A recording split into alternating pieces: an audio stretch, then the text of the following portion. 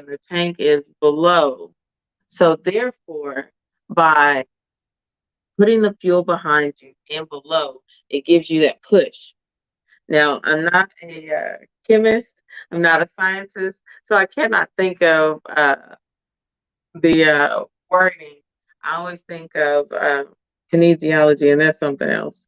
But anyway, it's able to propel you forward because the fuel is behind you.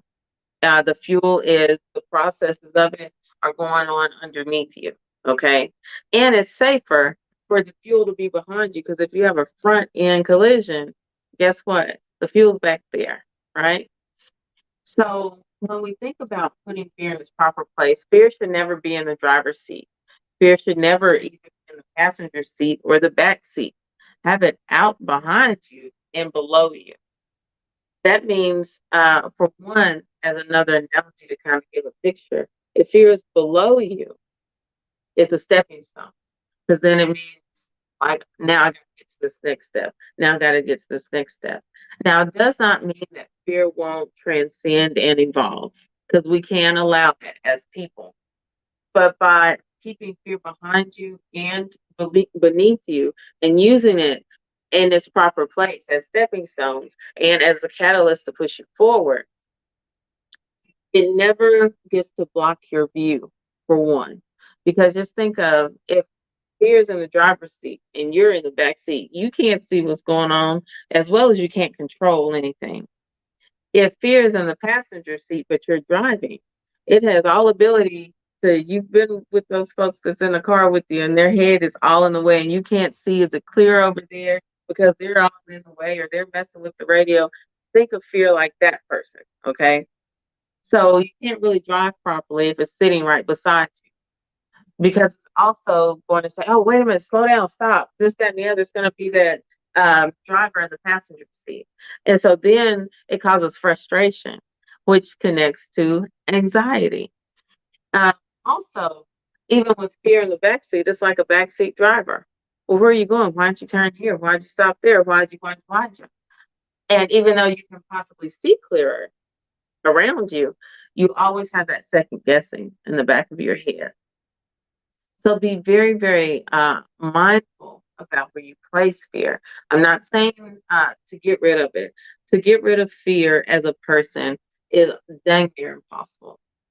Now we can always say, well, hey, there's adrenaline junkies everywhere, and they like to do all these things that are very on the edge. That is something different than living life in fear. A person can even be an adrenaline junkie, but still live their life in fear. And they're just having a real big impulsive behavior in response to that fear, which is not necessarily the healthiest. Okay. So we have to be really, really mindful of where we're allowing fear to be and to call it out. So I'm going to give you some tips on kind of calling fear out. As always, you know what I'm going to pull out? A journal. I don't care if you are in therapy, if you're not in therapy, if you're thinking about going to therapy, if you are participating in a therapeutic group, if whatever you're doing in life, I encourage you always have to write stuff out. It makes it so much easier to break it down for yourself and it helps you remember. Because if you're like me, sometimes my memory is not working with me. And so if you've already written it down and you go back and read it and you're like, oh my gosh, and that triggered another thought or another memory of where this could be linked to, look at that. Also, think about the people you talk to. Who talks to you? Who do you talk to? Who listens to you? And who do you listen to? Now, I don't mean who do you hear and who hears you. I mean, literally, who are you talking to? Who are you opening up to? Who is opening up to you? Because just like there's something called vicarious trauma, there's also vicarious fear.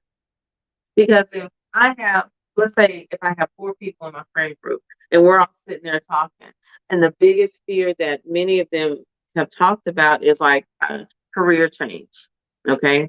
Or going to school or moving to a different place, moving to a different part of town, whatever. If they all have that same common fear, nine chances out of 10, I'm going to inherit that fear too.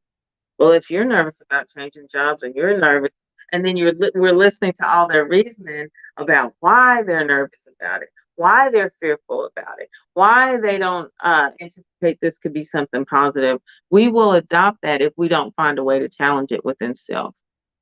Now, that kind of goes to the friend group thing, the people you communicate with, the people that communicate with you. There is a saying, and I want to say it's by Maya Angelou. I can't, don't quote me on that. But the saying is basically focused on be mindful of the company you keep, because that company you keep will be who you are. Even if it's not you right now, it will develop. That will be the way you develop, the way you start to think.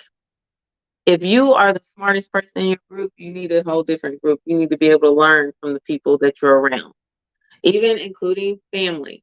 I'm not saying, hey, if your family's not intelligent, cut them off or anything like that. But start to look at, like, what all have I learned from some of the family members I choose to hang around with? Are there other family members I can hang around with and learn some stuff from, or even teach something to somebody? Not just looking to be able to receive, but what can I give to someone else? Now, with that being said, with those people that we choose to communicate with, also, are these people really helping me challenge myself, challenge the fears that I have, whether they're founded or unfounded?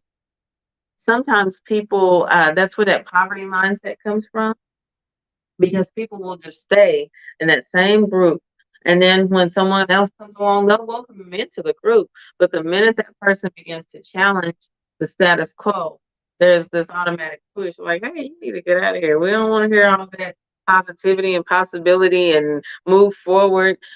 And then you'll start to realize when you start speaking more of what you are willing to challenge, especially fear focused, those people that do not want to challenge those things, that want to stay in their comfort place, they will begin to move away.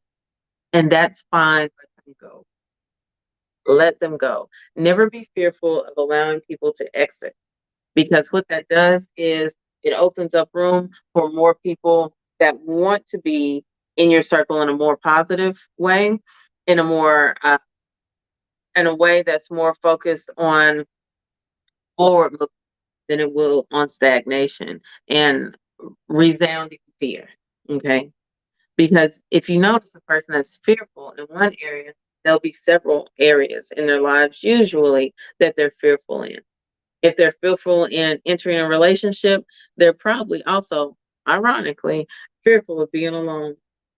If they're fearful of, hey, let me go do something to like learn a trade or do some type of class to uh, increase my knowledge in a certain area, or even go to training or to school, period. If they're fearful of that, then they're also going to have a financial fear that everybody's trying to take their money from them. Usually it's some kind of fear like that that goes hand in hand. And many times it will continue to stack and stack and stack until that person either A, decides to challenge at least one of those, because when you challenge one, it'll start to unravel the other layers of fear. But also, or until that person says, you know what, my life is status quo. And those are the people that always have a negative viewpoint.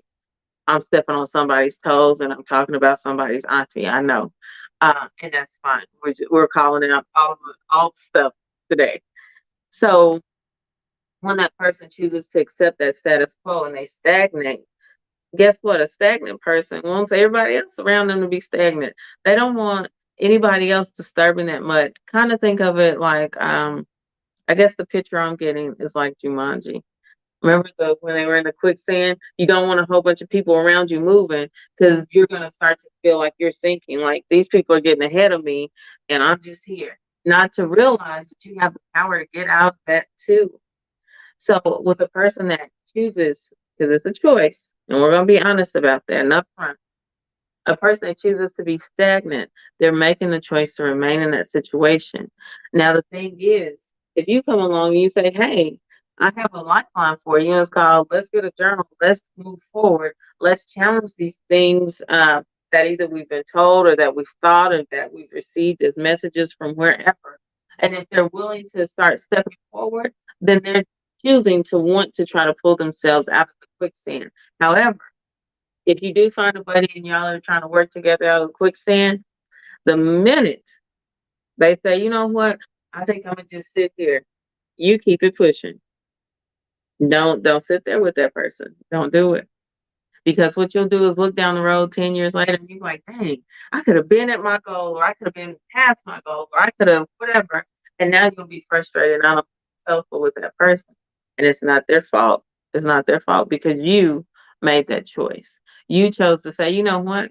I'm going to sit here with you in the month and we're just going to be here. And that's just going to be the way it is. And that's not fair to you or anyone else that you come across. So be really, really, really, really mindful of who you choose to kind of work with on this journey. And also be mindful and even speak it out. Like, hey, we're gonna work together and encourage each other to move forward. But now the minute you go sit down and stagnate, I have nothing else I can talk about with you because I gotta keep it moving. And usually also by that time, if you do have a person that chooses to stay stagnant, there will always be a person that crosses your path that will show you or help you to the next level, that will show you or help you to move forward, that will even be an encourager, even a temporary encourager. Now, if that person that chose to stagnate chooses to get back on the path, that's fine, but they have to catch up with you. You don't stop and wait for them. They catch up with you. If they can catch up, awesome. If they can't catch up and they're a lap or two behind, hey, you're doing good, but I cannot wait on you. I won't wait on you. And that's the choice that you have to make, not to allow fear to determine where you're at in life. I believe there's so many people that could be doing so many awesome things in their communities, but because of fear, they've stopped and sat down or stagnated. So please, please, please challenge yourself, please. Well, y'all, I want to thank you all again for an awesome show. As always, I want to tell you if you ever, ever, ever have a comment or question or a remark or even a topic you want to hear about, please feel free to email me at emergingease@gmail.com. I will respond to your email. Also, make sure you go on Facebook, join the Facebook group Emerging Ease. Um, it's been wonderful, and I hope this information has been helpful to you and helpful on your journey. As always, thank you for listening in to Emerging Ease with Keisha, your host. See y'all next week.